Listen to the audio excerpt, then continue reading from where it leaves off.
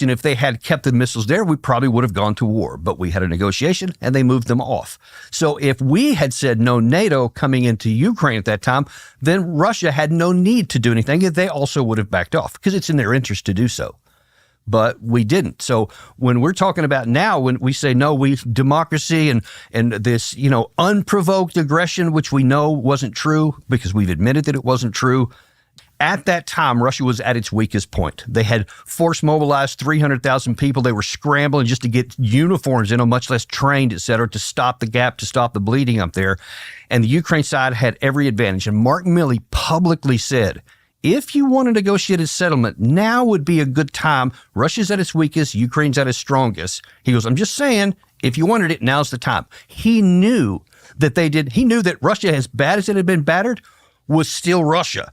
They still had all the natural resources that they could ever need. They had the military industrial capacity, which was already starting to gin up, and they had the manpower. The population, exactly. Everything that you need, and the mentality, because they view this as an existential fight. It's not like Vietnam was for us. This is on their front door, and it is an existential fight. So they will recover, and he knew that.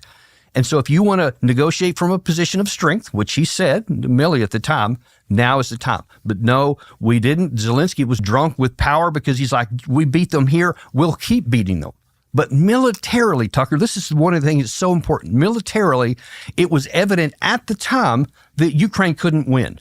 Because Russia then, they withdrew from Kherson City, and it was talked about a humiliation for Russia at the time, but militarily, that was the wisest decision they could have made because it would have been hard to hold on to Kherson City because of the river behind them.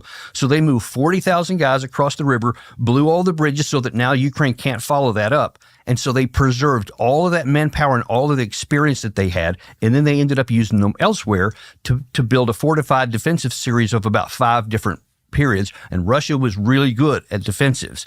So there was every reason to think they've had some practice. They have had practice. And even when I was serving during the Cold War, we studied the Russian tactics and we knew how hard it would be. I was in an armor unit, so I knew how hard it would be to try to do an offensive against a dug-in Russian defensive line.